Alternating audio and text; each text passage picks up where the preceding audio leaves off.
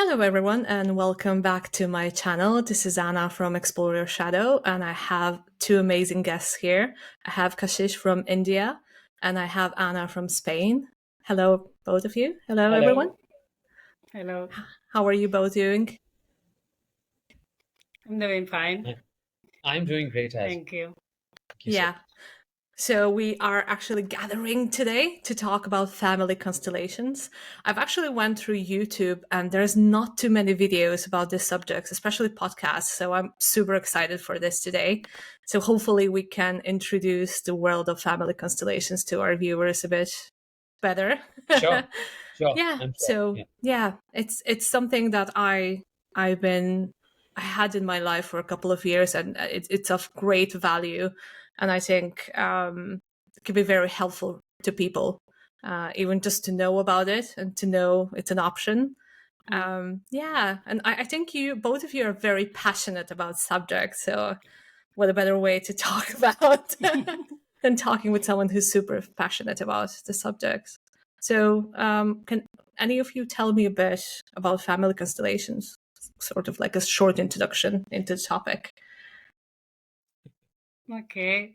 So Cassis can tell more afterwards, but for me, it's also, as you say, it's a gift. It's a gift we have, and we have to use it and put it in service because it can help us with many things. It's like a tool that before you know it, you are not aware, but once you know it, it kind of change your perspective because now you know you can see deeper, you can see further, you can get more clarity in many subjects.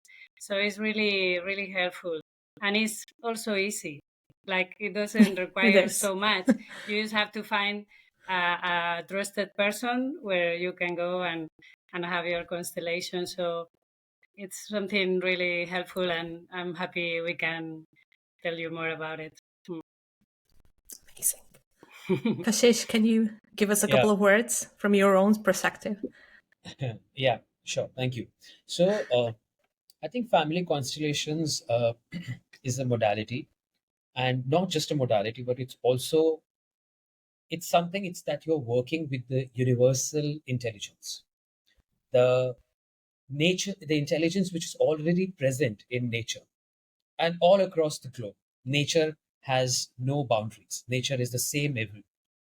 So the laws, the dynamics that apply to one part of the world of in nature, it's almost the same everywhere. The universal laws entirely. So I think from that perspective, it's an all-encompassing modality. It's an all-encompassing function of, let's say, human study, uh, behavioral study, and healing at the same time, but Mm. also learning. Also learning. A lot of deep learning can be obtained through this modality, through this approach. And this is what is the beauty of family constellations, is what I see. And it takes you to back to your own humanity. It awakens Yeah. your own wisdom. It brings you closer to your own self and towards the realization that the divinity, love, is not somewhere outside, different from you. It's here, right within you. Yeah. And it is that same love, that same divinity that connects us all at a very, very deep level. And how that love and divinity, when goes out of balance, that out of balance in that love also is love in a way, because it makes you turn around and go back to that true love that we have probably forgotten, or that has gotten covered in our own unawareness, in our deep conditioning, in our limited understanding. This is how I look at family constellations. That is so beautiful. I love that. Yeah, Yeah, that's I've beautiful. only learned about family constellations when I started with my. I did like a body oriented psychotherapy for like Ah, 4 years. I went to college for it, and we mentioned it somewhere. And I always felt that psychology was lacking a bit of. I always felt this strong connection with the spirit world, spirituality, and I found out later why. But and that finally made sense to me, that mix of we can't just stay in the mental and in the in our heads. There's something bigger, and we don't need to label it with any religion, with anything. Like, it just is, and it's just there for us, and we can just reach out to it. And Mm. that made And sense to me completely. And as Cassie says, it's something universal. That's also beautiful because we are here from different cultures and we understand very well what we're talking about, even if the audience is not understanding it yet, but we'll try to explain. But it's really something that connects us all because those laws are universal. It Yes. doesn't matter. And when you go for the first time to a constellation, many people say, "Oh, I don't know what this is. I'm a bit nervous. I'm afraid." But once you enter into it, you recognize it's something so natural. It's nothing weird or it's nothing everyone can understand and feel in the body. So it connects you with the wisdom you have inside in your body and connects you with something spiritual, something we cannot see, but is very present in everyday Yeah. life. Yeah. Recently, I was traveling back. I think I was traveling back from Netherlands, and this man was driving us in a van, and he told me like he loves his job because he gets to meet all these people from all around the world, and he gets to chat with them. And he said to me, "You know what, Anna? We're all the same. We all have, different cultures, different races, different Mm, continents, but we all want the same things. So that's that universal language that mm, we're all using." So there, Yeah. sometimes there's no need for words even, we all share this. And hopefully so true. humanity is going to catch up with that soon. But we're getting better, I think. Yeah.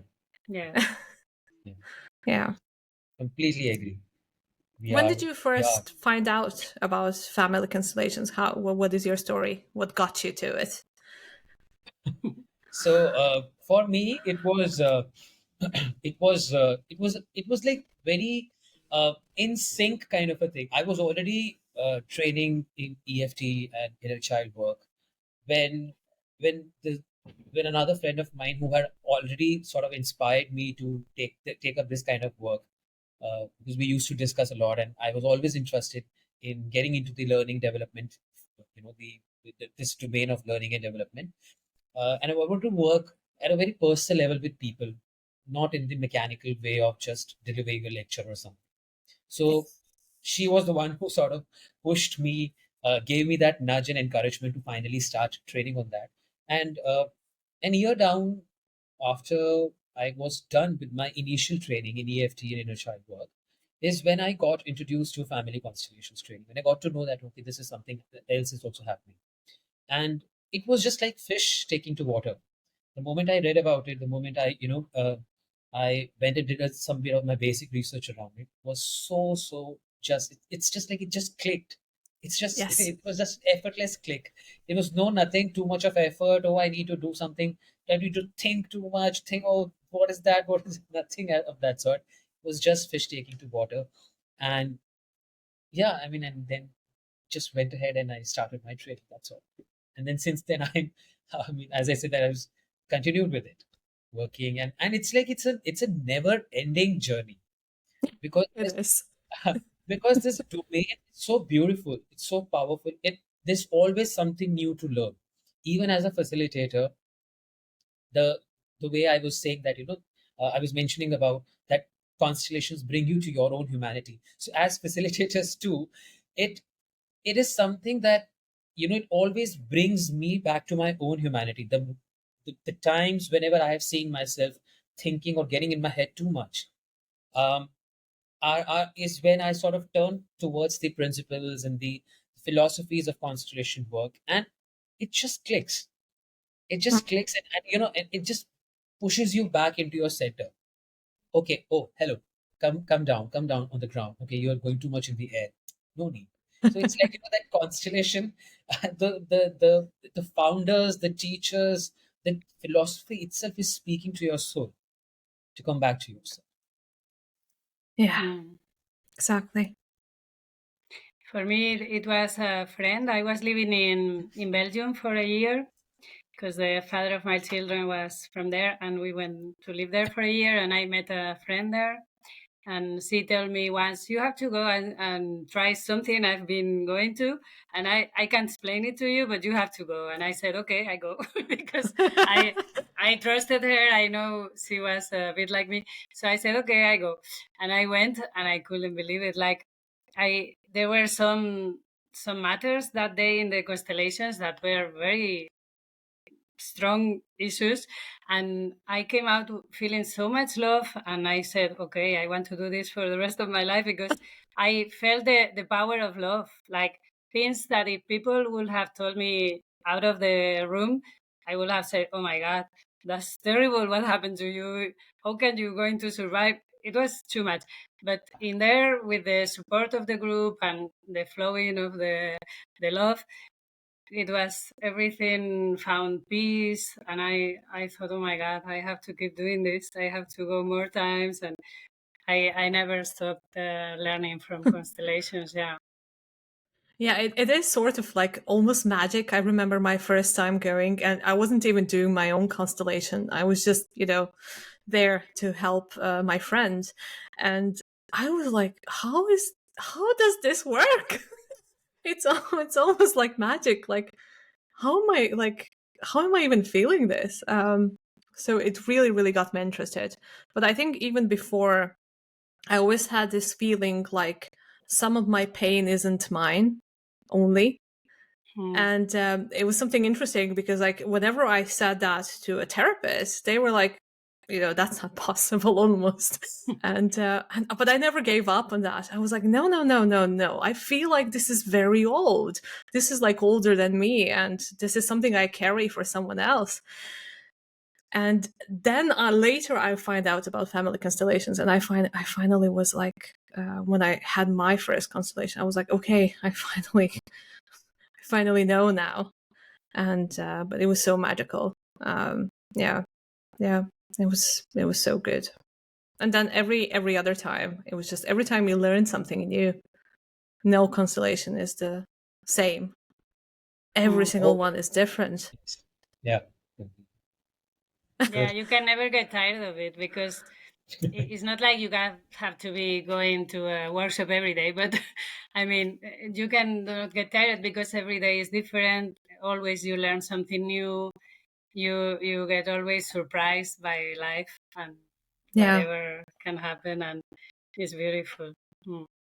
it's like kind of when you're a therapist, there's a lot of rules that you kind of need to follow and that and um and in a way, almost like there are similarities between the cases and between people, and but with family constellations, like, you do have something, but everything just flows, so you just have to follow. That's it. It's almost like you're swimming through like this stream that goes. It's not, you can't control it, it just goes wherever it wants to go. So I think in many ways that's why it's so different than anything else, because I know myself, because I'm coming from this kind of psychologist background, and I want to control things. And this was the first time when I was like, I just have to give up on my control and trying to fix things or trying to adjust things. And yeah, that was truly challenging. Just to let go and let things like readjust themselves. Just give them space for it, basically. Yeah. We are so, you said it very, in a very apt manner, that we are so conditioned to control. We want to just control our life. It has to be like this, it has to be defined in this way, Yeah. that while that is all okay, of course, we need to have certain structure and everything, but it's also essential to let go, because letting go is is a component of nature. When you breathe in, you have to breathe out. You just can't keep breathing in. You get Yeah. filled up with oxygen, you'll burst one But you day. can't receive love through control. Yeah, They're exactly, just opposites. exactly, The exactly, control is opposite to love. Love is exactly, letting go of control, you exactly. know? Yeah, yeah. Yeah. And I think And life challenges you in many ways through oh, life. oh When you yes, lose someone you love, like, there's no control yeah, anymore. There's Mm. only love left. And Yeah. yeah, Yeah. true. When you say that, when you just said that, it just reminded me of my grandfather's passing. I mean, he just passed last year in Oh. July, the end of July. So, so that moment was so surreal. When as you say that love is about letting go, and especially when it comes to moments like these, when you lose a very loved one, very dear one, especially because I was the first kid in my family, eldest child in the family. So I was a Hmm. little more closer to my grandfather, the first grandson. So he doted on me a lot, and I had a very special bond with him. So yes, when that all that happened, his passing, and it was initially it was just like, what has happened, and it didn't even register in my head that something like this has happened. I just became numb for a while. Hmm. And then it's just like that, you know, few moments of that control comes up. Why comes up? Why did this happen? Oh, he still had time. Oh, he could have stayed. That control. Or I But could have this and yes, that. yes, I could have had more time. I could have changed Yeah. this with him. I could have been more, closer to him. All of those Yeah. questions and things. But that is like after those few hours is when that realization sets in. Um, that when the time comes to go, it comes. You Yeah. cannot help it. You cannot. You have to let go. Yes. If you don't let go, the nature is going to make you learn to let go. Mm. So either you learn it yourself or you let nature teach you with a little more. Maybe I Push. don't know. I don't have any other word. Maybe a push, or maybe in sometimes in very harsh ways too, which might be difficult for us to process. But that's how nature works. Yeah. True. No, I lost my mother as well 11 years ago, and it was really tough because she passed away. She was sick for 2 years. She had cancer, and it was so tough. And losing your mother is something special. Like, that's the biggest connection you have with anyone. And I struggled so much. That was the part of me that was trying to control everything. Maybe I could have saved her. Maybe if I was better towards her, or there was a lot of anger, even anger towards her, towards myself. And then when you strip away all of that, it's only love that remains. And it brings you back to the basic thing. Yeah. But it took me a couple of years to get there. It's I think for us humans, like, it's so hard to let go. Because we're not really taught to let go.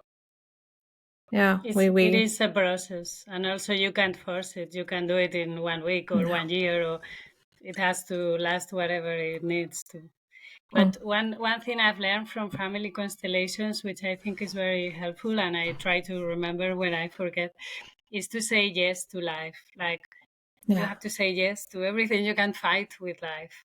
Life always wins. So she knows better than you. So you have to remember that all the time. If someone has to go, has to go. If things are not your way, you have to say yes. Okay. And from here I find new opportunities.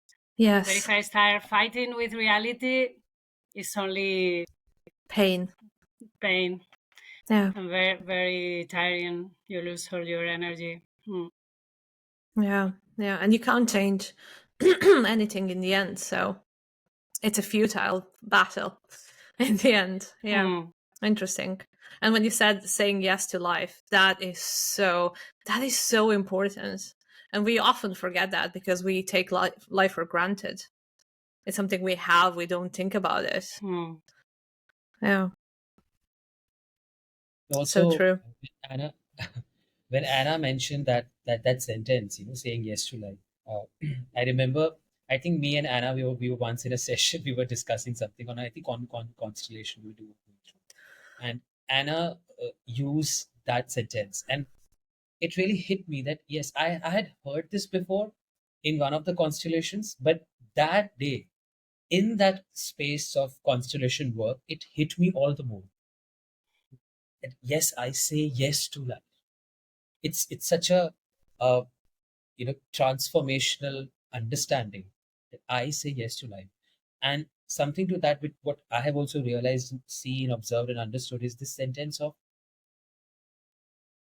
when you lose a loved one or a parent is, and when you are so, really struggling with grief, is that sentence of, you know, I'm here, I'm here and now, and when the right time comes, then I will be with you. Mm. And only then, neither before, neither sooner, neither later. So That is that's, Hmm. so deep. and these two sentences, I think, are so powerful when it comes to processing your grief, your sometimes that rage is, we also have that rage Mm. that because of that loss of a Yeah, parent or grandparent uh, or a partner or spouse, whatever, that rage is too much to bear. And I think these two sentences can, like, really, really help you to transition yeah. into a better Like for space. 2 years, I couldn't even go to my mother's grave without being furious. I Hmm. used to fight with her. What is wrong with me? Like she's gone and I'm still fighting her.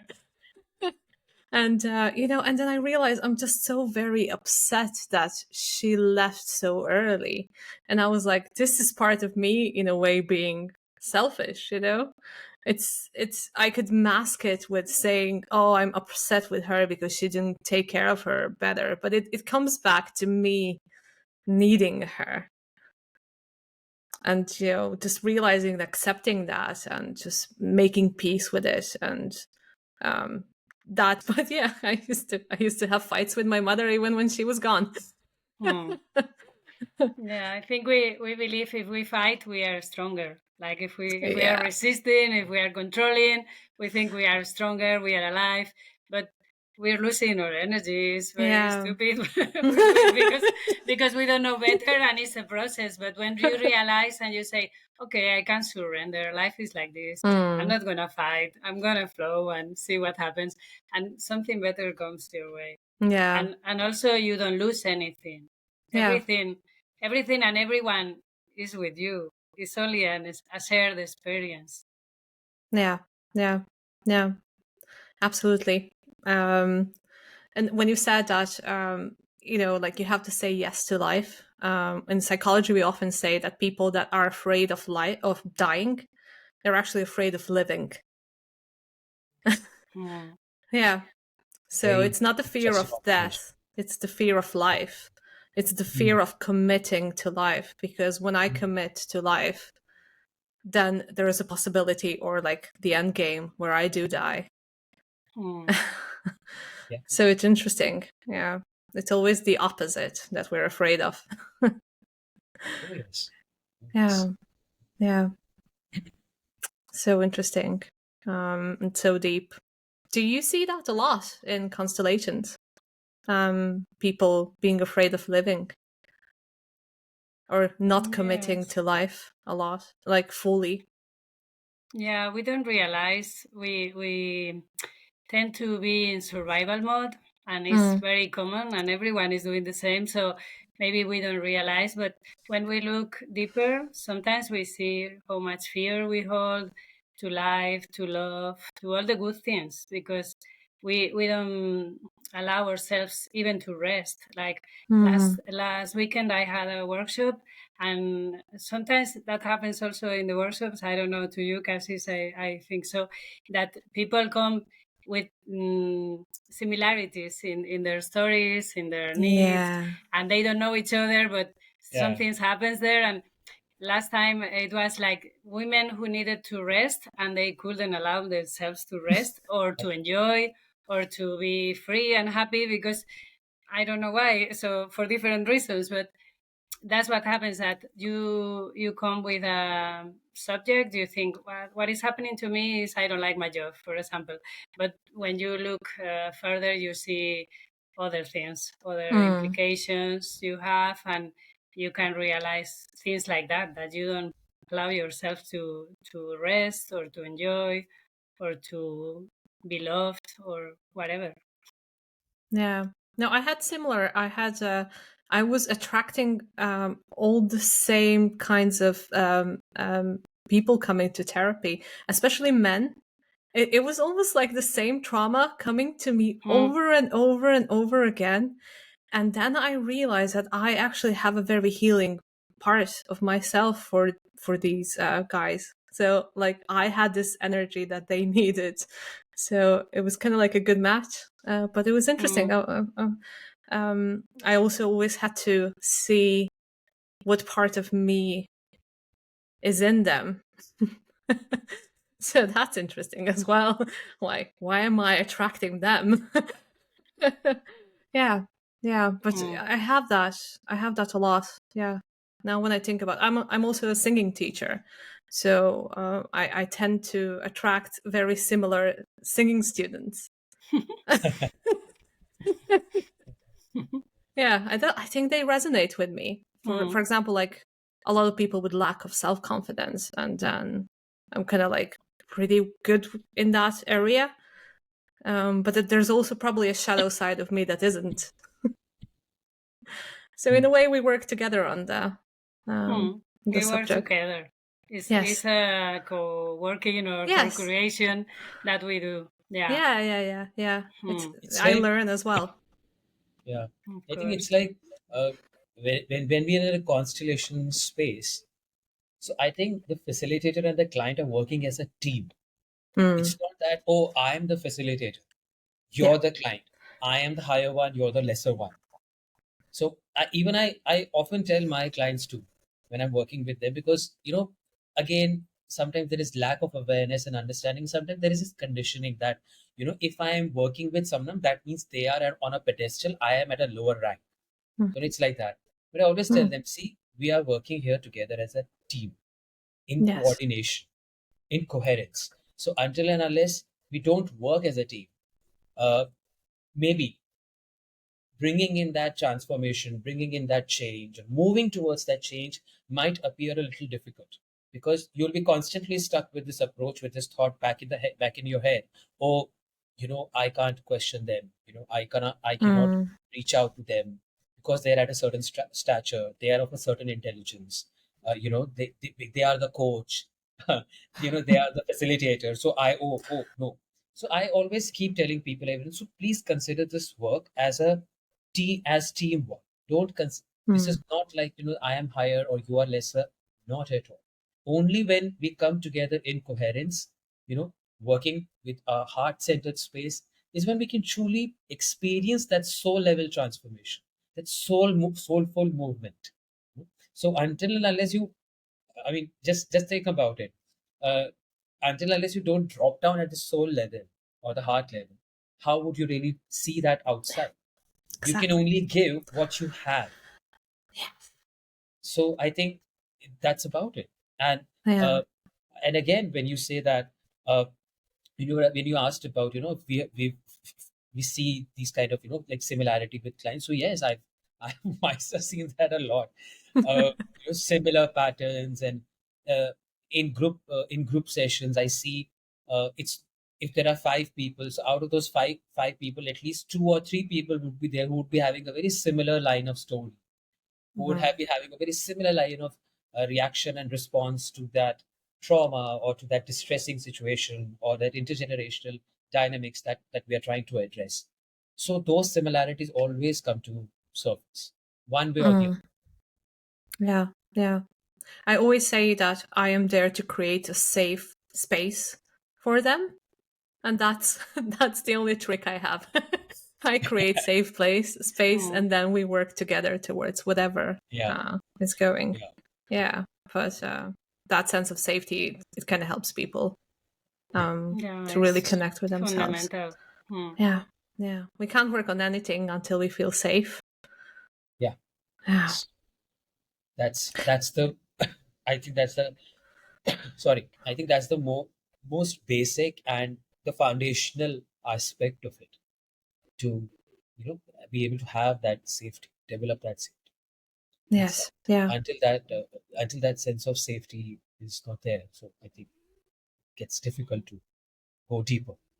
Yeah. Someone told once, I don't know who said this, but it's almost like if you try to work with someone while they don't feel safe or they don't feel fully safe in their life, it's almost like you're walking to a battlefield with someone that has, a wound, and you're like, oh, hello, here's a plaster. It's like, you're not doing anything. Yeah, you have to really, you have to start from basics. Feeling of safe space and safety works miracles. Yeah, that's also why you can tell other people you should do this. Well, you can tell, but you when you tell someone you should go to do constellations, and sometimes you force them a little bit because it's been so good for you. It cannot be good for the other because if the person is not ready and Mm, doesn't feel safe to share, it's not their moment. So that's something we have to respect as well. yeah, Yeah. yeah, Yes, yeah. completely, completely. In fact, Nick. this is the same thing that as Anna, you said that like we cannot, of course, work until that safety is created. Hmm. Uh, there have been so many times when it's like almost every time rather that whenever people approach to work with me, I always tell them it's so important to first work on your foundations, on your Yeah. sense of safety, on your sense of centeredness, your sense of grounding. Because until unless we don't work there, you will find it very difficult to process your emotions, to understand them, to fully hold space for them. And until and unless you're not able to do that, like good enough. I mean, we're not even looking at any like standard of perfection. But even if you're not able to do that, in a healthy, appropriate manner, jumping into a constellation space, or let's say if I tell you to do a genogram or something like that, can get triggering for you, Mm. and then can get uncomfortable for you, and you'll just be like thrown out of balance. Oh my God, what am I seeing? Like, what's happening? I can't even handle it. And I've seen this happening with people. Like, there have been a few cases where, these people were like, so no, I want to do the constellation only. I said, okay, I mean, it's your call. And later on, don't complain that I didn't warn you. So there's the same thing happened. So when they got so alarmed and triggered with whatever happened and in the constellation, the way it moved. So then I had to then we had to have, some additional sessions for them Mm. to like really get back to their center. And then I said that, see, I told you, you have to work with our foundations first, because if you don't, you're going to get thrown off balance. And then you'll find it all the more difficult to. Hmm. Yeah. I'd say you kind of you need to feel like you need to almost know why you're there in a way. Yeah. I trust that normally my clients they come when they're ready, and I don't know where they come or who they are there, but people come when they're ready, and many times they say I've been thinking about this, or I've been hearing or watching this TV series like do you know the Another Self.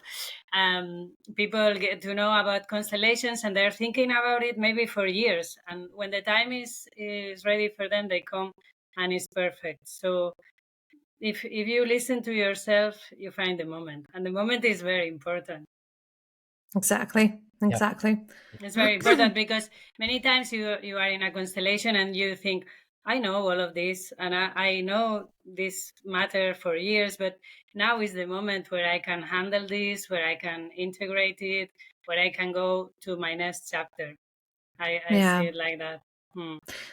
Sometimes like you need to kind of feel that sometimes it has to be the right moment for something. Hmm. It's one thing is to know, and the other one is to feel and Hmm. to really You have to integrate. feel it. Have you guys worked with different nationalities, or you've just worked in inside of your own country? Yes, we work with each other, so Amazing. we, we work with Yeah, different nationalities. I think Cassis as well. Hmm. Yeah. yeah, Do you see we do. similarity between different nationalities and their kind of, mutual stories in a way that, certain countries had certain history, so Mm, that mm, perhaps created similar traumas?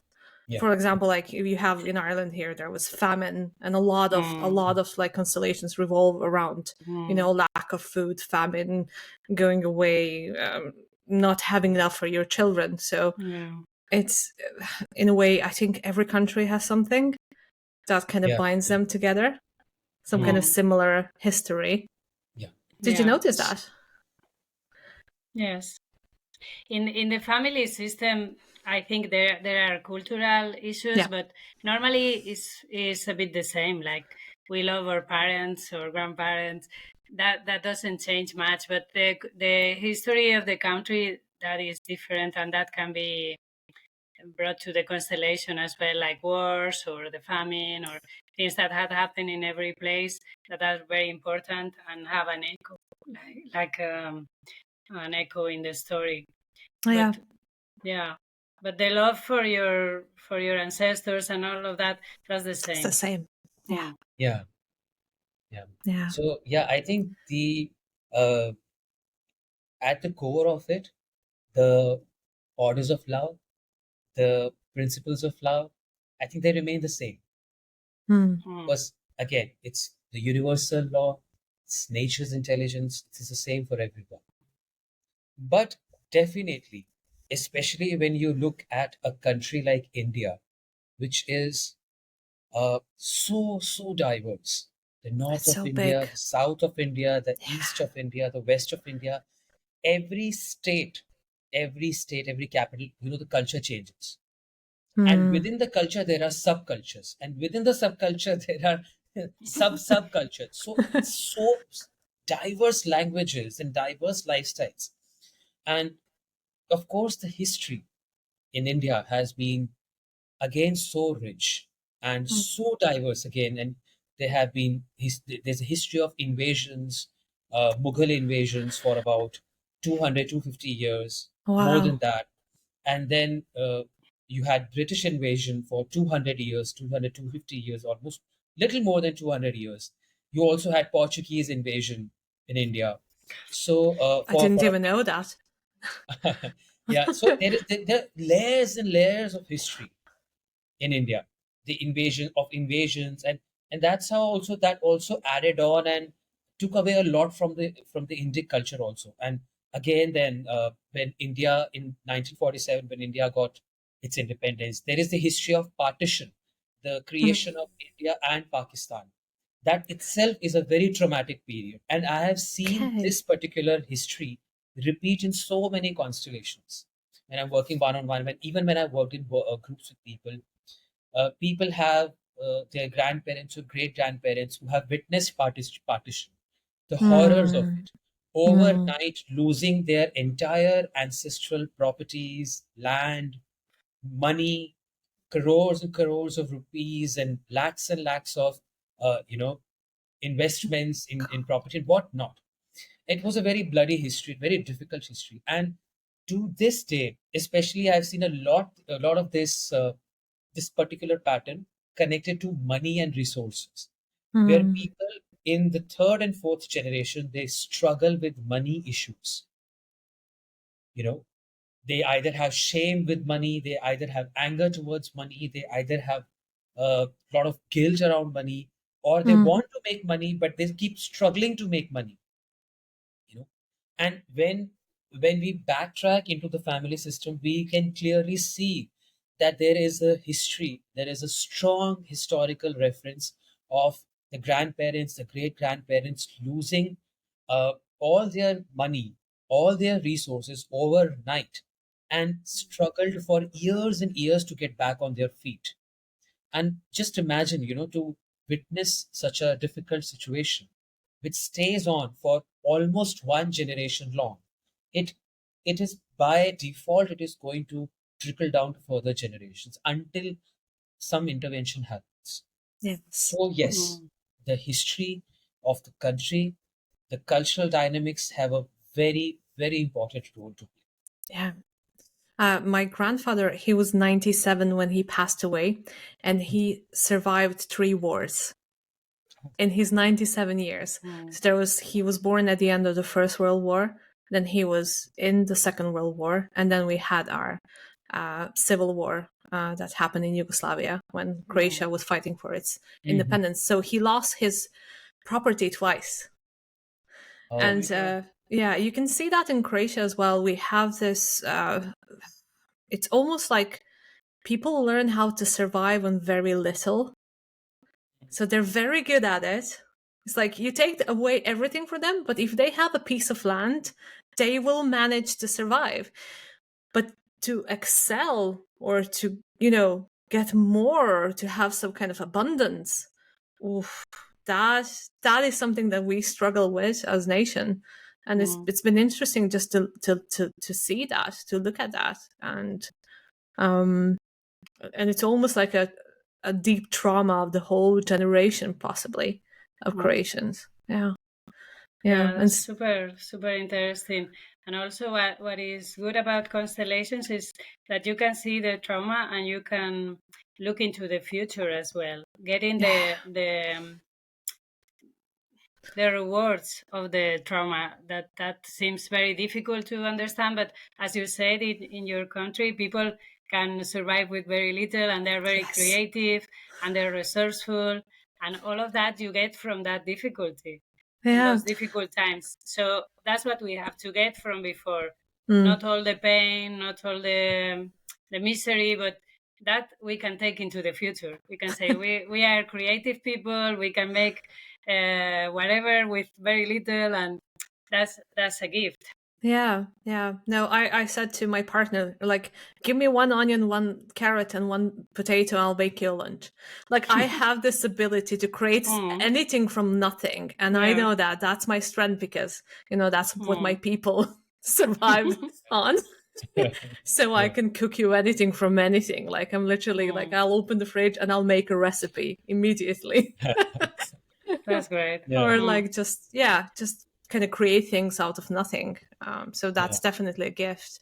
Yeah, but I had to learn how to get abundance because, Mm. like, for me, like, achievements or anything big or like having a lot of money was like, oh, am I supposed to have this? Mm. Like, is it okay to have this? And then, there's the entire climate in the country where people are going to look down on you if you try to break out of this collective, Yes. Mm. trauma, where it's like, what is she thinking? Who she is? Yeah. But yeah, someone has to break through. Yeah. Someone has to Yeah. change the story. Mm. Yeah. True. Ah, oh yes, oh yes. And that's so beautiful when you were just talking about uh taking what helps us, what serves us, and leaving the wounds of the past and the past. That's so, and that work itself is uh so difficult to do for so many people. I think that is what deconditioning is all about, that you Yeah. begin to change those narratives. You wake up and then you tell yourself, and not just tell, you really start working towards creating those narratives in your life, creating those stories in your life, which are richer, you know, which are more abundant, you know, where of course it's not about becoming greedy. That's a very different thing altogether. Yeah. It's not about not being pragmatic, not being practical in your approach, but it's about working how you're functioning, you know, from what kind of belief system are you functioning. Are you working from a limited belief system, sense of lack, or are you functioning from that sense of abundance, that joyful, happy, that's it's happy center of yourself, be it money, be it your relationships, be it with food, be it your health. How are you like really approaching it? That matters a lot. That is the entire systemic change that Yeah. needs to be brought in. I mean, even greed is I think caused by trauma of lack. Mm. Yeah. Yes. Mm. It Mm. Yes. is the flip coin of It's lack. another response. Yeah. Yeah. Yeah. Yeah. Yeah. Yeah. Yeah. Yes. Totally. Yeah. Yeah. So in a way, it is something again to work on. Mm. I mean, someone who's greedy, he's constantly afraid that he's not going to have enough. Oh So yes. comes Oh back yes. to the same thing. Oh yes. Yeah. Yes. Interesting. I think I just add one more thing over here when you say Mm-hmm. that grief is a trauma response. At the same time, I've also observed this another side of grief is when, even though a person might be rich, best blessed with, best of cars, best of resources, a happy family, everything, that greed can still stay with them. Yeah. And sometimes it can sound, a little alarming for people, but that is the harsh reality. I'm sorry, because it's there. I've seen that. I see it so many times. It's just there. It's standing in your eyes that you can't but notice it. Sometimes, even in constellations, I see that sometimes the change is right there, and it is calling you that, okay, come stand with me. I'm here to hold hands with you. That abundance, that joy.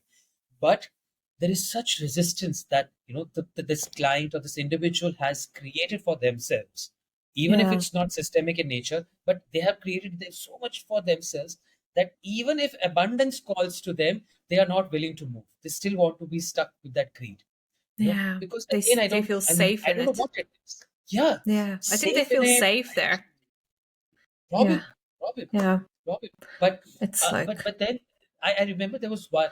There was, I think, a couple of constellations I remember. The client was so adamant. They just didn't want to accept whatever was unfolding for them.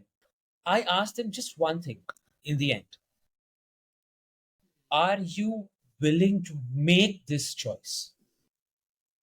And and for a moment they were just astonished. What kind of question is this for them? Are you willing to make that choice? I mean, of course, everything is opening up for you. Abundance is calling you, love is calling you. If these elements are calling you, what is the choice that you want to make? Now the decision is in your hands. So that is when, the flip, the sort of the switch flips for people. Oh, okay, mm, okay, yeah. here is what something that I really need to look at. And then they got mum for a while. And when the constellation ended, they're like, what just happened? I mean, this question changed it for me. See, Yeah. I just showing you the mirror. Our job is to just show you the mirror. It's up Yeah. to you what you Yeah. choose. Please. It's like we all live in different realities. That's another thing as well. Hmm. So, like, my reality is different to yours. And, like, I could live in the same house with someone and we can live in different realities, in different worlds. And sometimes, something that's very clear to me can be very unclear to another person, right? And the only or opposite, and Mm. the only way to show something, it's almost by being a mirror, because if you go and say like, oh look, you have this and that, the person's usually going to say no. So it's just how we are. So yeah, being a mirror, and other people are mirrors also for me. So even monitoring my emotions towards them, and yeah.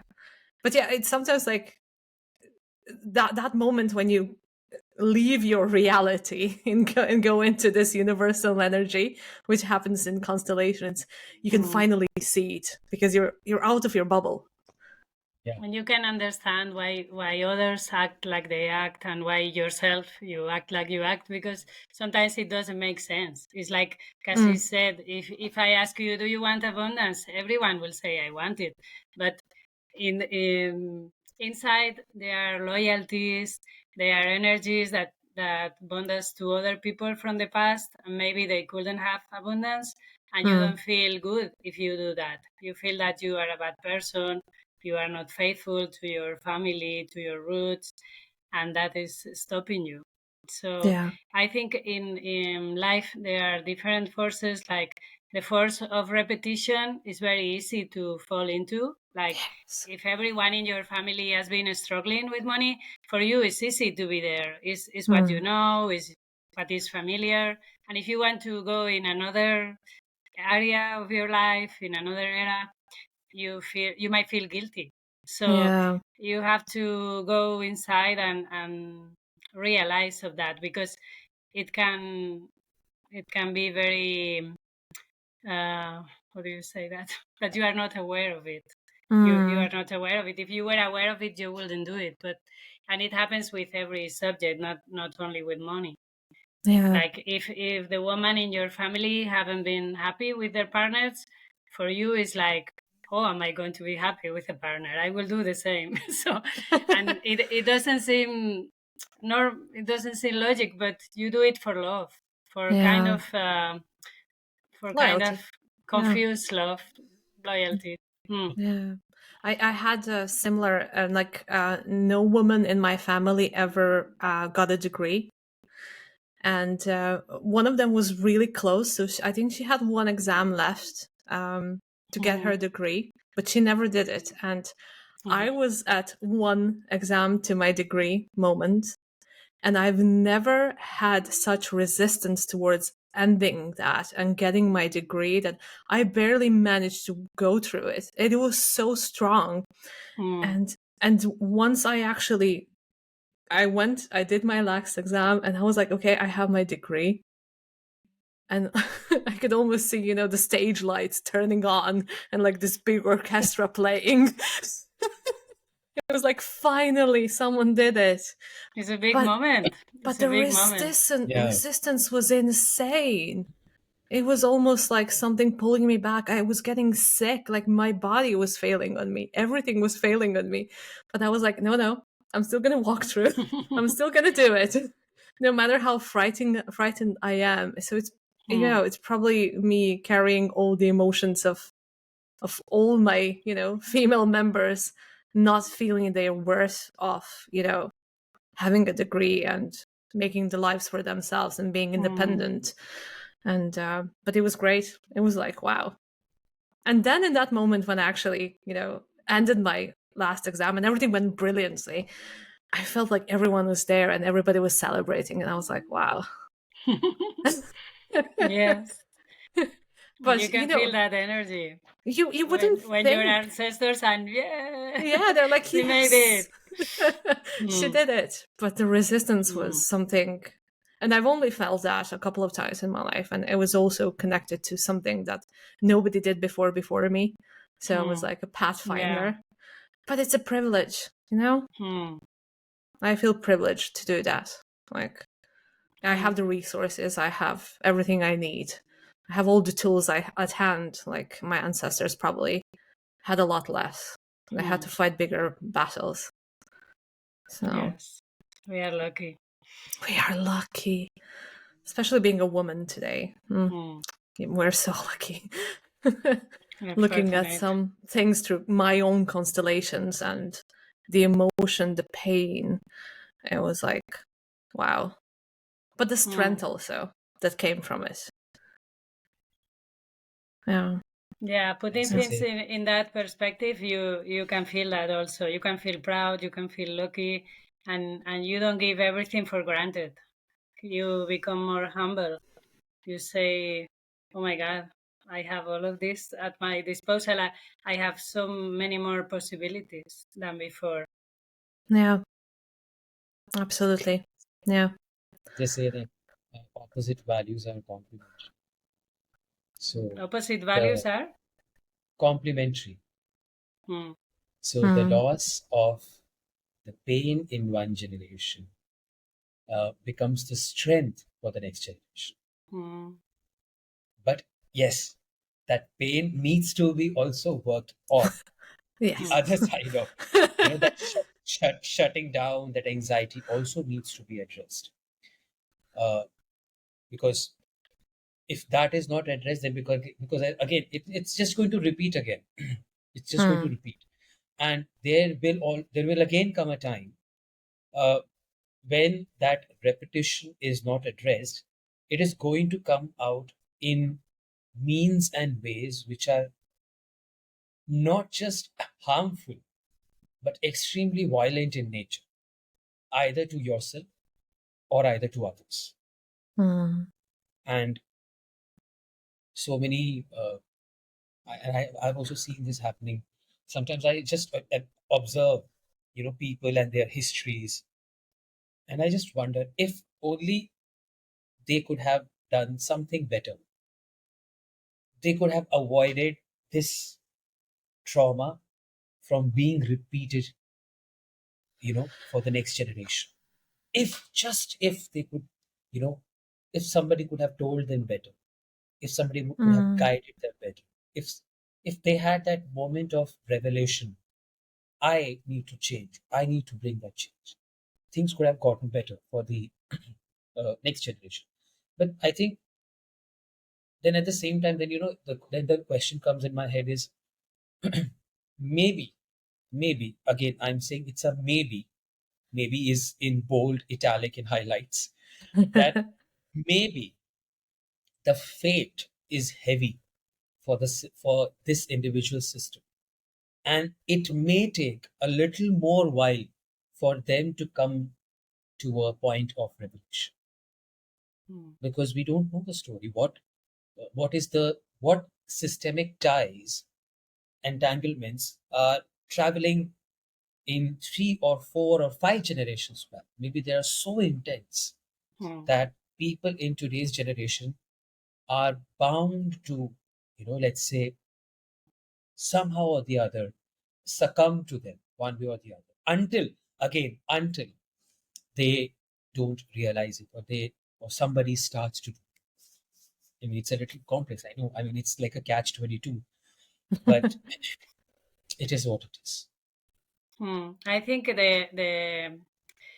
the view that you get from systemic view is that we all work together, and that is also beautiful. Like, you can't blame only one person in your family for doing harm or whatever. They did harm, if they did, but it is like a work that we do together, and it takes maybe many generations, or yeah, it takes the moment when it's possible, because before they had to be taking care of more survival aspects, like Yeah. they were only ready to work in the fields or do things, and now we have other possibilities. So it's not fair to blame on people that didn't have the same opportunities. And if we look in the big pictures, like when we do the family tree or the genogram, we see that it's a common story and we are only part of Yeah. it. And Yeah. maybe some people will come later and they will say, look at them, they could have done better. but but they weren't in our shoes. So everyone is doing what they can. What I noticed throughout my family line is that every single person did a little bit better. Hmm. Tiny bit better, just a Hmm. tiny bit better. And that That's it. made so much difference. For example, my grandmother, she was very tough to my mother. And then because of that, my mother was more nurturing towards me. And then because of that, I had more strength to change things. Hmm. So it's like, little Hmm. things, Yeah. not huge things, but they made Hmm. difference. So like every single person had something more to give, even though in the like when you look at it from like kind of objective perspective, you're like, oh no, that's all the same. Like all the family members were very Hmm. similar, but not entirely. Because Hmm. I know myself that I probably wouldn't have been the person that I am if my mother wasn't so loving. Hmm. So because of that love that she was lacking from her mother, Hmm. and she managed to sometimes, like, I don't know how she conjured up She this love she because she decided didn't get it. she So she decided must to be that person for you. That's exactly. beautiful. Yeah, That's yeah, Yeah. beautiful. yeah, Hmm. yeah. So she gave me something, and then I was like, okay, now I have the strength and confidence to build a good life for myself and break the chain of unhappy loves and bad marriages, and like be kind of feel like self-deserving that I can find someone who's gonna love me really. That's And I amazing. did. Hmm. Good for me. Good for you. But yeah, it is. Like, It's like sometimes it's little things. It's Hmm. not. It's not the yeah. major Mm, breakthroughs that a mm, family line needs to have. mm. And then I don't know for the male line in the family. Unfortunately, I can't sort it out. My someone's gonna have to do it eventually. There's a lot of work there. Oh my gosh. Like in Croatia, there's like this whole generation of alcoholism and things like Hmm. toxic Mm. masculinity, and um, but it's getting better. We're evolving. Yeah, we have to see the progress. Hmm. Yeah, yeah. Like my brother, for example, like he doesn't drink, so that's already a plus, I'd Hmm. say. Right. The first person after like 4 or 5 generations. Hmm. tough. But yeah, it's interesting. I think we touched upon like so many beautiful subjects. Oh yes, I yes. feel very inspired now. Same What? here. Yeah. Yeah, me too. So, so when someone is coming to like a family constellation, what do you think they can? What would you tell them they can expect, in a way, or hope for? I think that depends on them. They have Hmm. to hope for whatever they need, and also be open, not to have many expectations, but to have a clear desire of what they want in their life and what it needs to be addressed and all of that. But then also to be open and to be surprised as well, because Hmm. many times they say it's not what I was expecting for, and I say that's good. It's what you because needed. because if it was what you were expecting for, you didn't have to come. I So yeah, I hmm, would always say, but it was what you needed at the moment. hmm, hmm, Yeah, that sometimes is it's not the big triumphal, things that you're gonna see, but it's gonna be something that you need hmm. at the Oh moment. yes. Yeah. Yeah. Yeah. Mm. And also So be ready to work afterwards, like to keep mm, taking care of yourself and your feelings. And it's not that mm, you come to the constellation and tomorrow everything is different. You still have to go through that process and through that change in your life. Yeah. Some of the so changes are almost like metaphysical, like in a way. They yeah, happen, yeah, yeah. yeah, Yes. Yes. I through think time.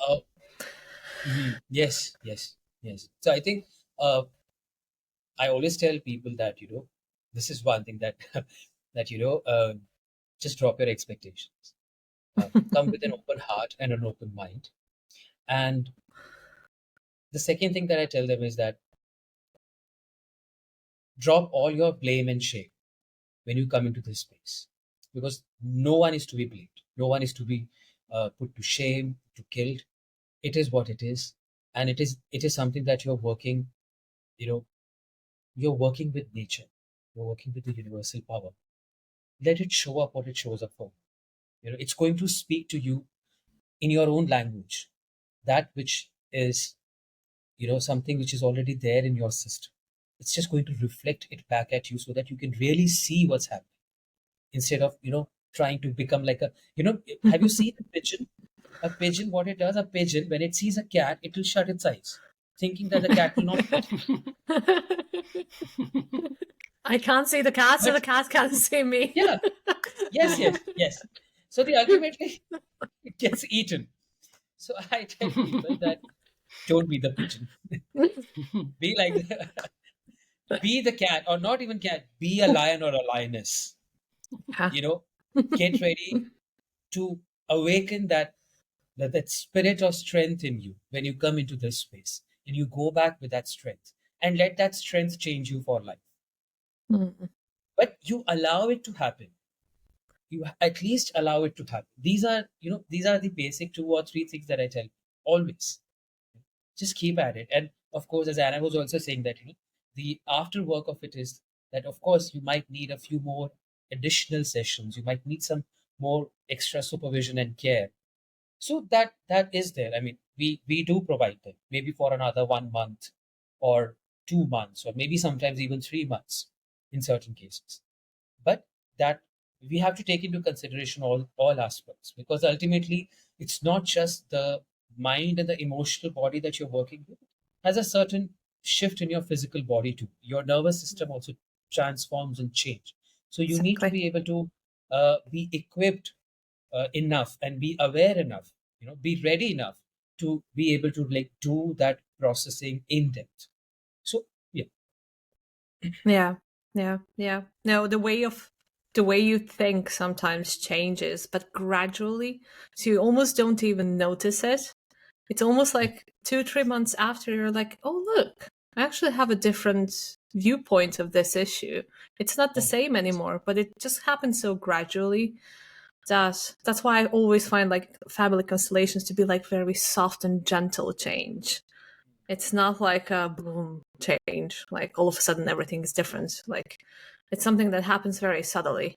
Yeah. Yeah, and also you get with the family constellations, you get like images, so you don't have to think much, but sometimes you remember an image, like about the way people was placed in your constellation, or if you use figurines, maybe you use a lion figurine or something, and then you remember the lion, and you say, "Okay, I'm strong, I'm brave," or whatever.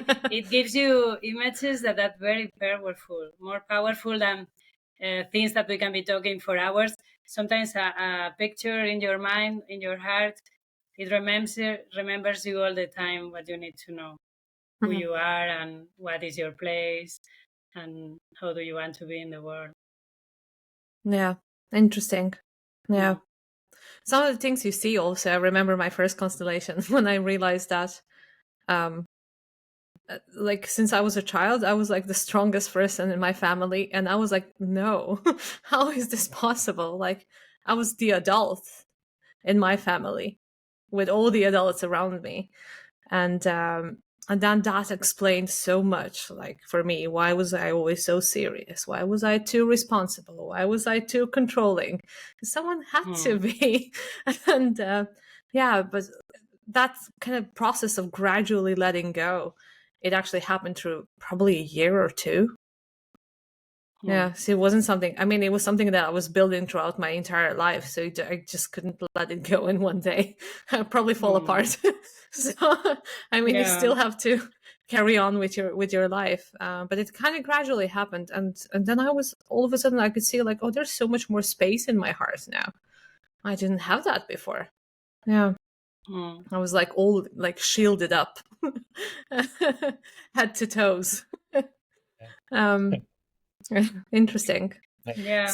you reminded me just like just my days of when I was I mean when I started training in constellation work, and when we used to have our personal constellations as well.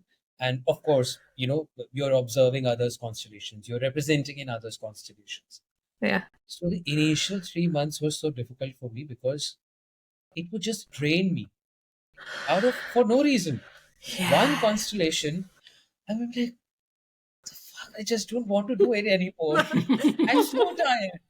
I'm so tired. I just want to go back to bed and just want to sleep for like 12 hours at a stretch. And and I had to speak to my coach, to my trainer, that what the heck is happening to me? And he said one thing to me, that Kashish, I know this is happening with you, and it's going to happen with you. And it's going to happen with you all the more if you don't accept it that it is happening with you. That was so easy.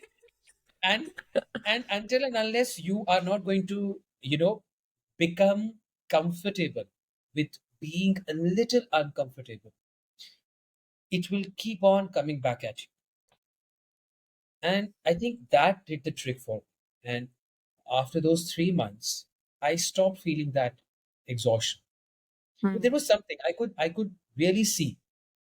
Even after that, I mean, it had not completely gone, but it reduced that overwhelm, that exhaustion that used to take over me.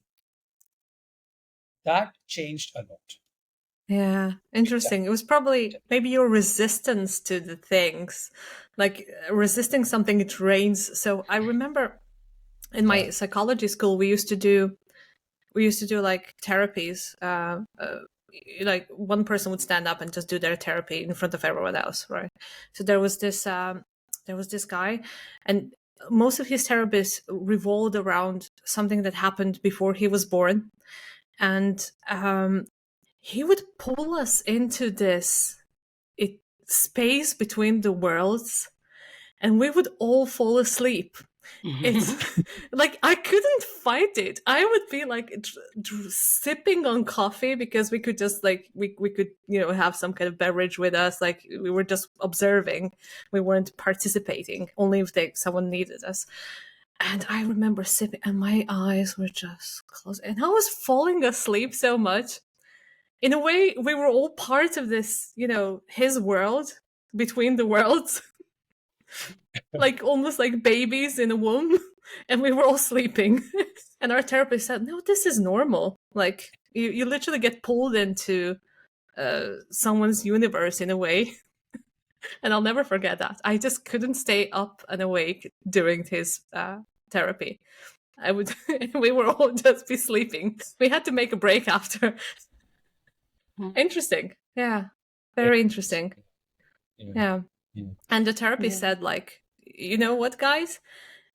If you feel that way, you probably have something similar in your stories as well. Like, you wouldn't resonate that much with it if you didn't have something similar. And then I was like, okay. And then later I found out what, of course. But yeah, very interesting. Mm. Yeah, that happens when we do family constellations as well. It's like we travel in time and space, and we Yeah. live so many experiences in a very short time.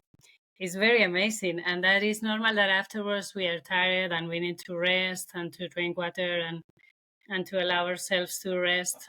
Maybe sometimes in the beginning you can't understand that. You Yeah. think, why am I so tired if we've been working for 2 hours, for example? But it's not 2 hours. It's a great To time journey travel. that you are Yes. doing. Yeah. Hmm. Yeah. Traveling back like 100 years Hmm. back sometimes. Yeah. Oh yes. It's a Oh long yes. distance. Even Hmm.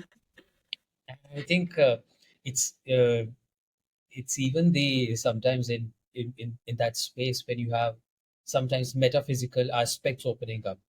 You know, when you see a long forgotten ancestor, or you know your great grandparents who you have seen in photo albums, who you have heard people talk about, you know, some kind of that space opening up. Initially, you know, like it's like hits you in the face and you're taken aback. You know, this can't be possible. But the Mm. way it moves, the way the field, the constellation shows, I mean, I can attest to it every time that it speaks the truth. Again, that it's uh, it's I let's not even call it maybe metaphysical, because some people don't relate with metaphysical. Maybe, but how can we ignore nature's intelligence? I mean, the way nature speaks to us, you know, uh, if you go to just imagine, you know, you go to a park or a garden, you sit there under a tree, immediately your body relaxes. You know, something shifts in your body because that spot, that area in the nature of nature speaks to you, your body, and that's you wouldn't be the same when you are at your house because that energy is so different. The Yeah. environment Hmm. is so different. It's the same here in the constellation environment. You know, that environment speaks to you, your heart, to your nervous system, to your soul, to your mind, to your body. So I think it's just like you just sit back and you just let that flow. You be Yeah. with that, and then you let it take you by wonder. You let it take, you know, speak to you through your heart and soul, and that's all what you can do at most in a constellation. Hmm. Yeah. Even to like be able to feel love from an ancestor you never met. Like, how is this possible? You know, this Yeah. shouldn't be possible. It's like Mm. my grandmother on my father's side, like she passed away before I was born, so I never met her. And my father used to always say, like, oh, she would love you so much. She always Hmm. wanted to have a girl, and there was only Hmm. boys. I was the last one to be born, and I was the only girl.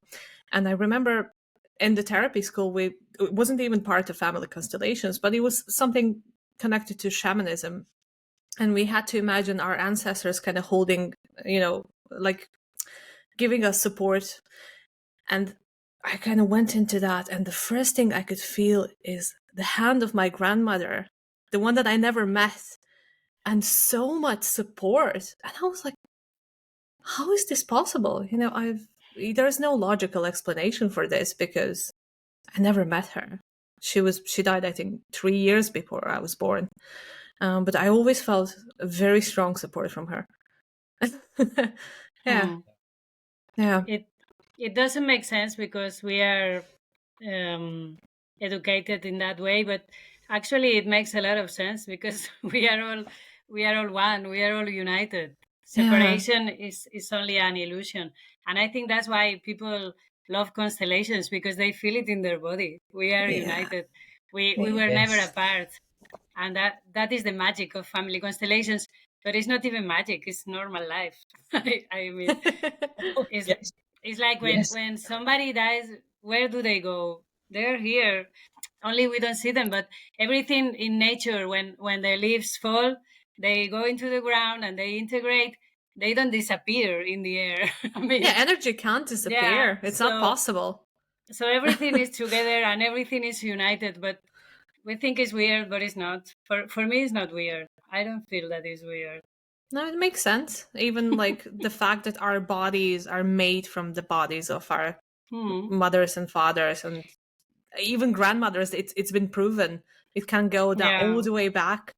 Hmm. And when I see my hands, I see my mother's hands. You know, it's Hmm. It's she it's still like lives in me. we Yeah. are a continuity of people. Like it's like we are the next chapter, but it's not a different book. That's what I Yes. feel. Hmm. Yeah. There's You. a quote Yes. saying like Indeed. you're the result of thousands loves. Oh, yes. Yeah. Hmm. Yes. Yes. Yeah. Indeed. Yeah. Cherishes them. Uh, Even if they so, weren't perfect, it doesn't matter. They were still there, you oh, know. Hmm. yeah. Yeah. Your nose could be like your maternal grandmother. Hmm. Your hair could be like I your have my grandfather. father's nose. I Yeah. always said to my And mom, like, oh my God, why couldn't you find a guy with a smaller nose? Look at me now.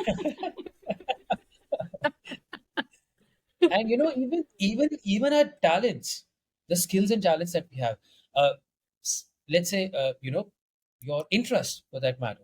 Your Absolutely. interest in music. Maybe your grandfather was really interested in music. He used to Hmm. love creating music. He used to love playing an instrument. Maybe you might not be doing that exactly. You might not be a musician, but you know that your ears and senses would be tuned up automatically to music. Whenever you listen to a good piece of music, you will be able to analyze and understand it in a way that maybe somebody else might not be able to understand, Yeah. even though you may have not done any formal education in music. But just because an ancestor or somebody in your family system was so passionate about music, was pursuing it with all their heart, or try to pursue it, that interest, and that gift has been given to you too.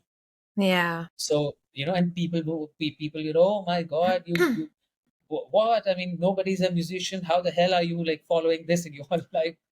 Yes, the There answer, must because have been somebody someone. taught it earlier. Yeah, Yes. yeah, yeah. No, in my family it In was my very family, evident. in my family, if I mean, talking about the same thing, in my family, I have no immediate connection of anyone doing a constellation kind of work or a coaching work at all. My dad's a businessman. My grandfather was an all in all businessman. My grandfather's brothers were into business, trading business, yarn trading, wool trading, all of that kind of trading business. My great grandfather was into trading business. There's no connection of healing at all. Only on my mother's side was my maternal grandfather was a dentist. But then again, I've never heard of anyone being into a typical, let's say, maybe even into a yogic background, maybe into even being any kind of healing work. But somehow I come, I get dropped down from the sky. I'm the one who is doing this healing work. So I sometimes I wonder, maybe this is the gift that I have received from some of my ancestors far away, who I've never met, who I even don't know. Was Hmm. anyone very spiritual? Like very kind of religiously kind of spiritual? Mm, That would be the same yes, connection. That's the connection I possible, have. Yeah. So possibly my because grandmother was very passionate about religion, about Christianity, which Mhm. it didn't work for me, but it's the same principle that Hmm. I'm very passionate about healing and Hmm. kind of ah, yeah, psychological spiritual work yeah, and I think I kind of it's the same energy. It's just used Hmm. differently. Yeah, yeah, Yeah. that's yeah, true. yeah. That's And I true. think the word psychology is the genesis of this word, the origin of this word in Greek language means the study of the soul, Yes. the Exactly. word psychology. Yeah. So, so, so I think it actually brings us back to that square, that same positioning, that we are actually doing soulful work when you're doing this. And Exactly. I Hmm. think in my family, yes, my paternal grandmother, great grandmother, she was a very fierce woman, by the way, very fierce woman. The stories that I've heard, she used to shout and bring anybody down who would try to mess with her. She was a very Good strong woman. and fierce. Yeah, yeah, a very fierce woman. And but she was very devoted to her spiritual practices. She There was you go. very particular about her spiritual, very meticulous uh, Mm. about the worshipping of Krishna. Krishna again. Mm. I mean, if you go to ISKCON temples, you know about like who's Krishna. You know the Yes. Krishna's worship, and in our family, my ancestors have followed the worshipping of Krishna, and sometimes the goddess too. But largely, it has been Krishna. So she was very particular, very meticulous. This is the time that I'm going to do and go and do the puja, and this is what I'm going to do, offer the hymns and everything. And even at that point of time, all the rules and regulations that would come along with those practices, she used to follow them to the T. And if anybody would try to mess with that, they were taken for a ride. And she was like, I'm not going to leave Does that stuff Yeah. you. remind you of yourself? Tiny bit? And Of all those myself? things we can use, like you can use the energy of your grandmother when you need it, when you have to be Mm. fierce Oh, and you have to defend yourself. That's My, yeah, amazing. Hmm. there's a yeah, story yeah. about my grandmother. My mom was bullied at school by her physio, like the what's the I don't know the word for the teacher, like. And my mom complained to my grandmother. She didn't complain to the grandfather because my grandfather was the man of the family. So my grandmother went there and she was like, "Do not mess with my daughter anymore." And she grabbed the guy by his neck and Oh she my lifted God. him up to the wall. And he never bullied my mom ever again. My grandmother was fierce. She was like a powerhouse. I think she was a spy during the Second World War. She almost got killed Oh, so many times that oh. yeah, for the good guys. That's very interesting. Yeah, It's really interesting. crazy. Yeah, but there was a lot of music in my family, so I think Mm. I'm the end goal of it now. I got my music degree, and I did Uh-huh. my classical singing and everything. But yeah, Oh. the talent was there. I knew when I was Uh, 6 years old. Like they asked me, "What do you want to be when you grow up?" I was like a singer. Hmm. I knew it mm. immediately. Yeah, but then I was always between kind of like singing and then kind of psychology, spirituality. Like those were my two loves, and Hmm. yeah, but they're In both energies are kind of familiar in the family. my family, there's some kind of healers. They will then call themselves that, but they did that because my mom told me her father was called in the middle of the night to go heal some people Oh, because he had a gift, and things wow, like that, because he could look into the eyes to people and take them from some illness, weird things wow, like that. And my grandmother as well, she used to take care of people and heal them, like with her hands, like she did wow, reiki. I always laughed that she did reiki, but she didn't know it. I don't know, but they were ready to help with whatever they could do, so that was nice. Hmm. yeah, yeah. Interesting. I think women used to also hide the fact that they could do these things because they burned them on the stake. But, Yeah. my grandmother also knew a lot of things, so she was very good with herbs, so she could combine herbs with different ailments.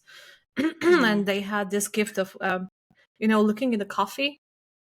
Uh, It's all, yeah. So when you have your coffee, you turn your cup upside down, and then they could read. And my mom was amazing at this. Like she could tell so many things, and I look at it. I was like, "What do you see there?" I couldn't see anything, but no, she was amazing at it. So there was a lot of this kind of almost spiritual, supernatural gifts in my family, which were interesting. If we explore, we find all the ingredients we need. Yes. Yeah. There's everything Hmm. there already. Hmm. And we can also add. New ingredients. That's what Yeah. is interesting. Hmm. I always think like I'm building a new branch in my family tree now, doing things that, Hmm. maybe people didn't have enough courage to do or enough resources or enough support. So Hmm. I can continue that way. I think some of the energy is very stale already because there was so much repetition. So it almost feels like a breath of fresh air. But of course, the rest of the family is not very happy with that because they're kind of stuck in their loops. But yeah, sometimes I feel like I was born with this responsibility, and I like it. I was like, I kind of enjoy it. This is all my almost my passion. Hmm. Hmm. That's great. It's so Yeah. beautiful that we get all these gifts and talents from our ancestors in such mysterious way. I mean, if you see, you look at all your family. I mean, nobody's there doing all these things, and then you look back one generation back, still nobody's there. Two generations, still nobody's there. Maybe in the third, fourth, fifth generation, suddenly you realize, oh my God, there are so many people who have been, somebody has been a yogi, or somebody has like really been into like deep spiritual practices, and God knows what they might have achieved, through all that intense spiritual work and activity. So many, I mean, what kind of things they must have achieved and activated in them. Yeah. Uh, we don't know.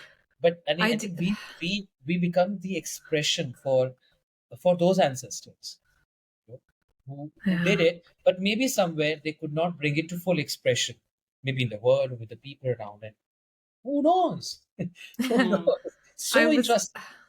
I did my kind of genealogy test, to see where my ancestors are coming from, and I kind of thought I know the whole story, and then 25% of me is Scandinavian. I I haven't I don't know who in my family was Scandinavian, and probably like Swedish. So that's a long way from Croatia, and uh, and it's a lot. It's a lot. It's 25% is one quarter. Um, Mm. but I Mm. always felt so good in Scandinavia. That's like, it's a funny story. When I go to Finland, it's like I'm home. I was like, I love the snow. I'm so happy there. And then, yeah, I do this test and I'm like, oh, okay.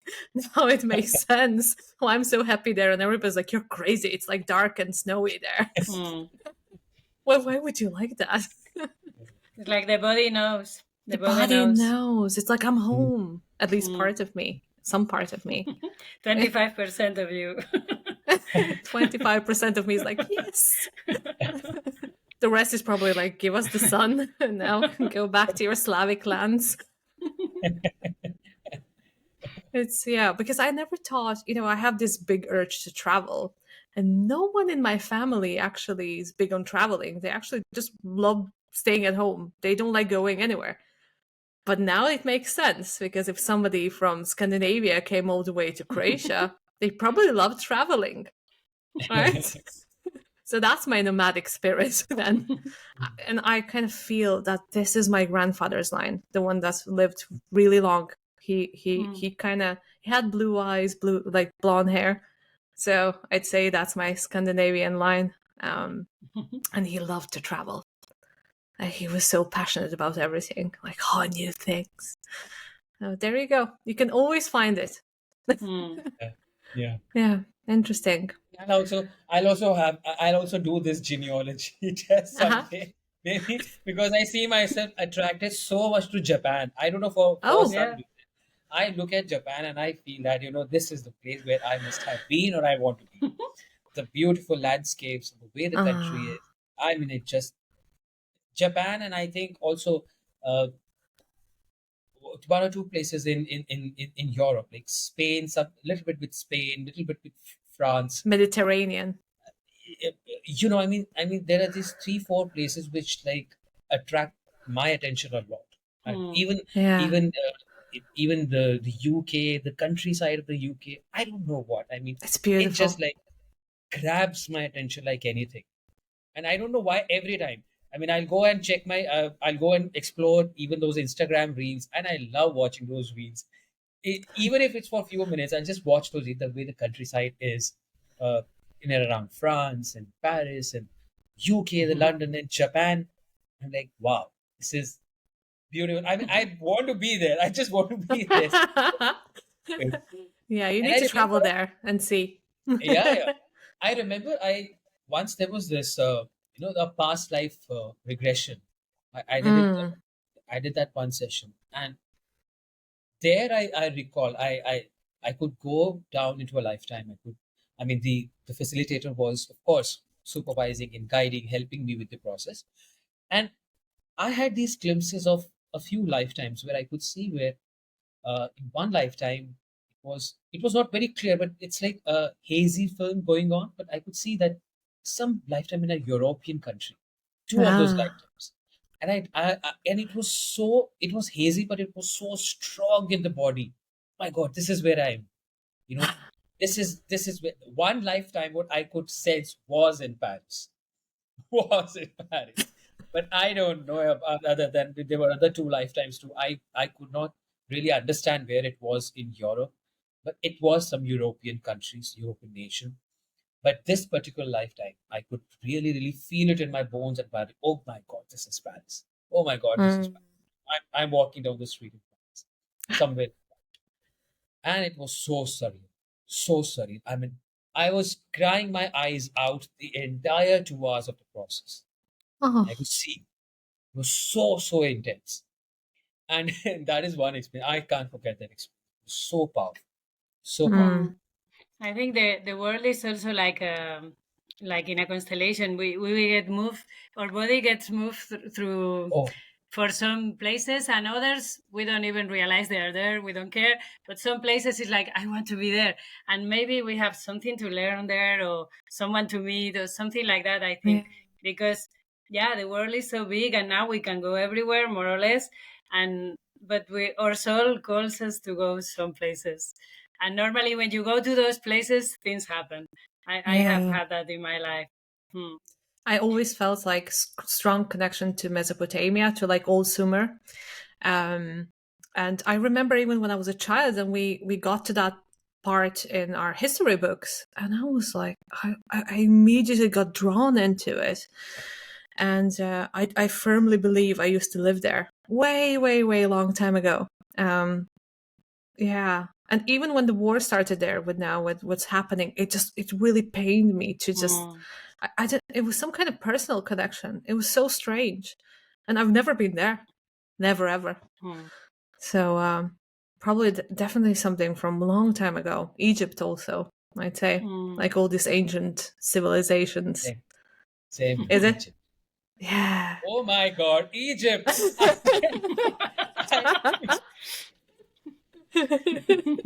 I remember when I was a kid, when I was about 9 or 10 years of age, 10 or 11 years. I was so fascinated by all these Nat Geo and Discovery Channel documentaries on Egypt, the Nile River, Mm. the uh, the documentaries on Tutankhamun and all those Egyptian pharaohs. I used to watch them like crazy, and I used to tell my parents I want to be an archaeologist one day.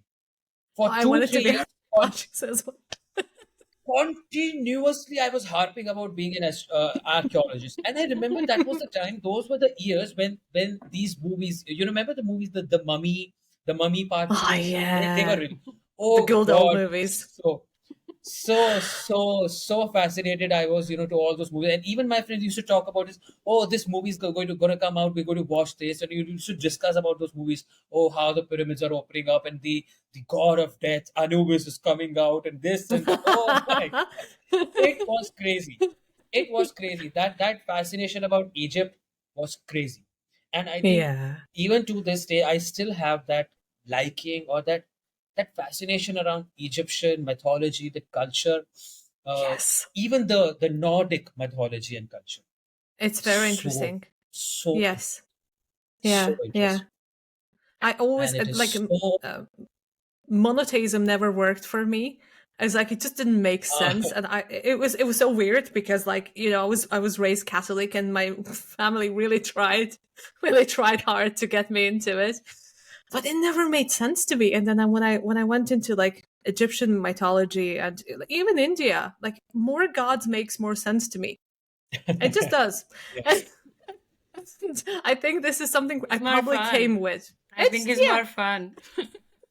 you have a god for this, you have a god for that, you have this for that. I'm like, you can't have Yeah. everything in one person.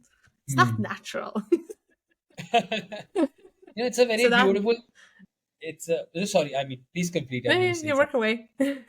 No, I actually, it just reminded me of what you were saying is that, uh, that white light is one, but as you put it through the prism, it turns into many different colors and shades. And you put it through the Hmm. prism.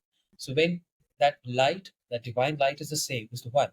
But when you put Yeah. it into the prism of the human experience, it turns into different colors and variations and forms and so many. And it's so Yeah. beautiful. So beautiful. It's that one energy taking into different forms, Yes. expressing itself in so many different ways. And the way you feel and connect with it is what you start embodying. And I think this itself is what Carl Jung used to talk about in his works later on, Hmm. the archetypes and all of that. So many people ridiculed him.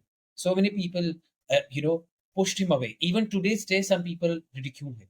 But I think what he talked, and I think somewhere he did talk about that, that the Vedic culture that talks about so many gods and goddesses. It's about that. Yeah. It's talking about those archetypes. It's talking about so many variations of universal powers and Hmm. the nature's intelligence.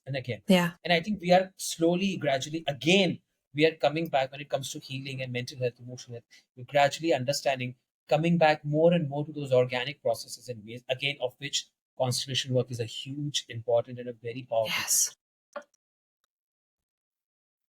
Even in the Catholic culture is also, we were talking the other day with a friend. She said, I don't understand why there are so many virgins. And I thought it was like that because because it's only one character in the story, but there are so many. And I think it's because of that, because we need to see a different spectrum of people and of images of the divine, because we are all different. We are all the same, but we are all different. That is And we so like to interesting. see that difference. Hmm. In Croatia, we only have one. It's only Virgin Mary. We have nothing. But when I went to In Spain, Spain, we have a I've lot. seen so many, and I was always confused. What is this? But it's interesting. Like I Yeah. even been to Tenerife for like holiday, and they had their own Mary, Hmm. which was different. And then they were taking her to the sea, and I was like, "What is happening here?" But it was really interesting to watch. As every culture takes the gods and makes them their like their own. Yeah, so you can relate to the divine, I think. Yeah, Hmm. yeah. But even in the Bible, the God is talking about himself in plural many times. So so there's a kind of, yeah, I would say one universal energy, but then us humans, we can only see it through the lenses of multiple, probably. Still, Hmm. yeah. And So many different religions as well. we we go back to what we were saying about that we are all united, that we are all one, but we think we are separated, and that is what in family constellations we make visible, that we are Hmm. only one, we are all united, we can feel each other so easily because we are not separated. I And say separation is. that's something we all desire, I think, to feel Uh, connected, to feel united. Hmm. I'd say separation is the cause of all pain as well, in a way. Yeah. Yes. Yeah, Yes. it's that feeling of separation, of not, Hmm. not feeling like a part of the whole. It's almost like, when in the body also, how the cancers, get to grow, or tumors. It's like when one cell kind of like is isolated and then it Yeah. multiplies. It's almost like it feels like everything works on the same. There's also in psychology, there's the splitting of the character as well, and then you know it's always some kind of separation that is the cause of everything. I feel even in the wars is always a Yes. separation. It's always feeling Mm. like we're Hmm. not the whole, like, Mhm. oh, these people are different from us, so we need to do something about this. It's But it's an illusion, it's not real. Hmm. yeah, It's the yeah, believing that we are separated what is painful. but it's only a belief. Yeah. Mm. Yeah. I wish more people would do family constellations. Me Yeah. too. I, we too. We too. Not just me too, but Me we too. too. It's so. It's so beautiful. This whole Hmm. work is so beautiful, so uplifting. Intense, of course. I mean, what inner work is not intense? Even if you meditate, that can be intense. But Oh, yes. I remember doing But my yoga life teacher. is intense. Otherwise, Yeah. yes, life is yes, It intense. should be intense. that, That's the beauty that, of that. it. Yep, yep. Totally, totally, totally. Yeah, I And remember and doing and my. that intensity is what makes us alive and kicking. Hmm. You know, just that intensity is there. Then that's how you enjoy. You are so connected with life. Until if that intensity is not there, I mean, life becomes dull. Hmm. We are afraid to feel. Sometimes I think the world is very afraid to feel, and when you Mm. feel, it looks like you are going to go deep in a, in a void or Oh, something, but then you come out and I'm new, I'm full of energy. yes, It yes, wasn't that bad. yeah, Yeah, Hmm. yeah, I know yeah. this quote. It's from a movie of all things. It's from The Dark Knight, and it says like, "Why do we fall? So we learn to get Oh, up again." I yes. love it. Bruce, I was so that we like, can, yes, so that we yes. can get. I see we have similar interests. I just watched Dark Knight the other day, and I was like, I yes, think I'm going to. that's I'm it. going to. I'm going to watch it again after this. I haven't watched it. It's the Batman trilogy, but it's Ah, it's Yeah, called okay. like Dark Knight, and then what Dark Knight Rises, and rises. Yeah, something else. Yeah, yeah, yeah. I need to watch the third movie now. the I Dark always do Knight. The like. Dark Knight rises. The Dark Knight rises again. It's like that. The Yeah, trilogy. there's some like good stories in the movie. Like sometimes you find good Yeah. stories in like most Hmm. movies that like the movies that you wouldn't look for good stories in. It's like when he was in that big pit and he had to learn how to get up from like how to get out of it, and Yep. in the end he just had to trust his feeling. Like it was Oh yes. nothing about like um, predicting, or he just had to do it.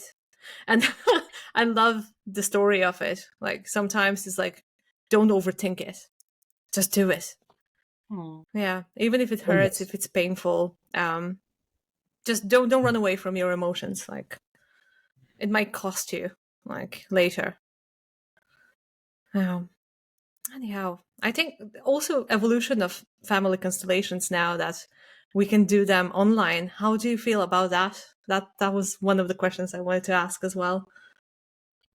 I think That's it's very positive. You can do it from everywhere, and you get to see and you get to transform whatever you need. I think yeah. is very good. We can do it.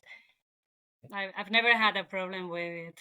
Not only because of the situation when we had to use it more, but before also I had used it, and because I learned the family constellations in Belgium, as I said, and I was in Spain, and I had some people I work with there.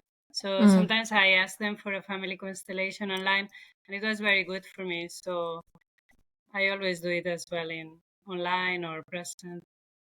It's the same. Well, it's not exactly the same, but you It's get good enough, I to, think. Yeah, it yeah. worked for me as well. Yeah, It works.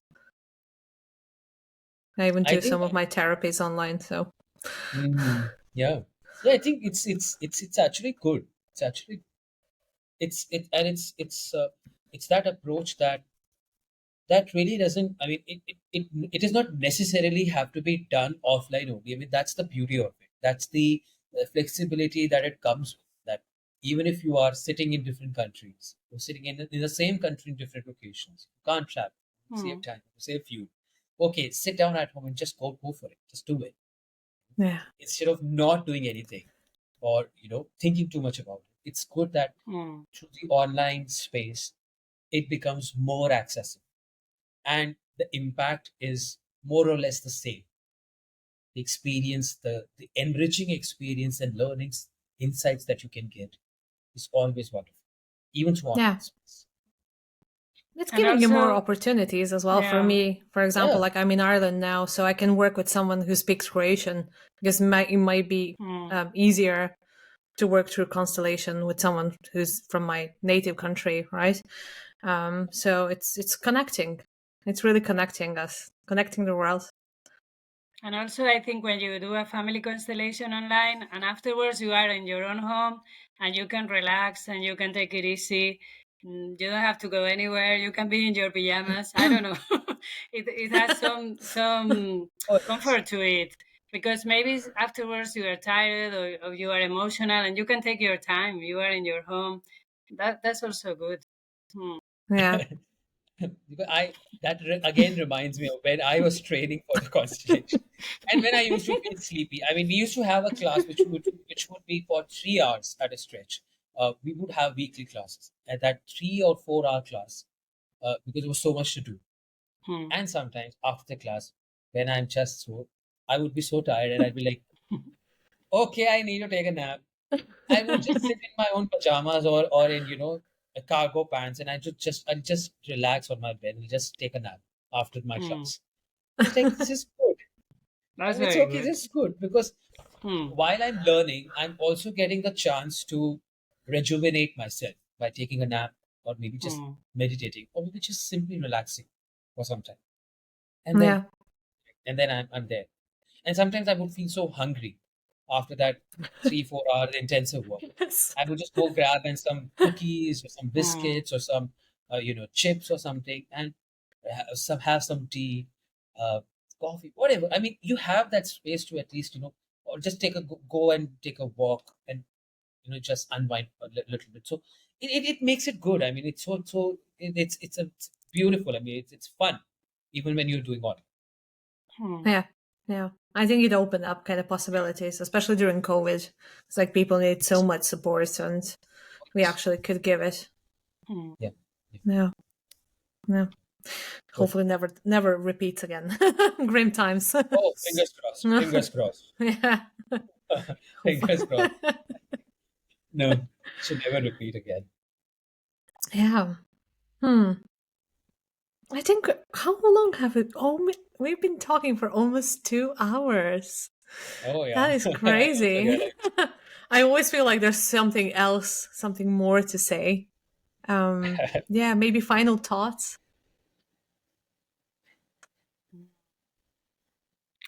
I don't know. It's like I think it's like a river that never stops. That's why we could keep talking because we're talking about life, and Yeah. life is so big and so amazing and so surprising and so full of interesting topics. So I love family constellations because it makes me be in touch with so many things, so many aspects of life, so many different kinds of people, different stories, and it's very enriching. It's very enriching Hmm. for me and very enriching for people.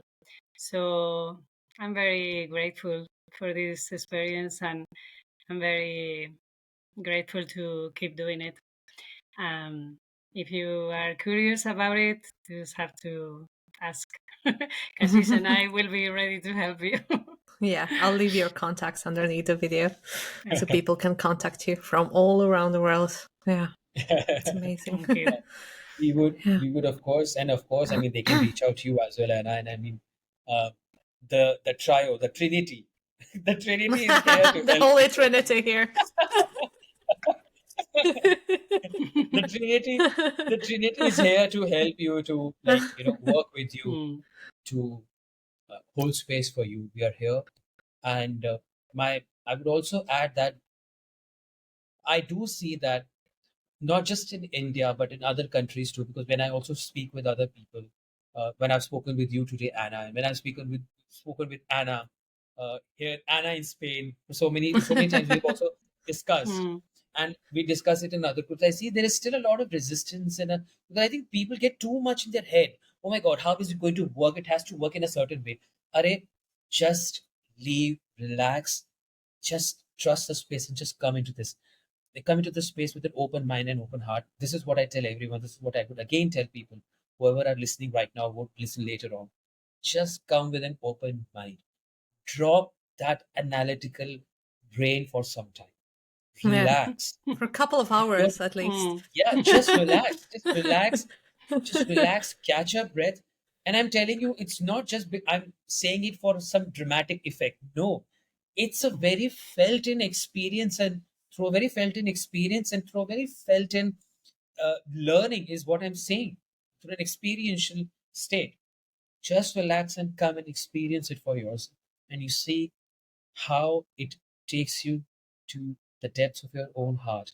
You know, how it really opens up, awakens the wisdom in you, and how it brings back that connection in you, in such a beautiful and graceful manner that, I mean, you'll have no words left after with the beautiful way it unfolds. So there you Absolutely. go. That's a nice ending to the story.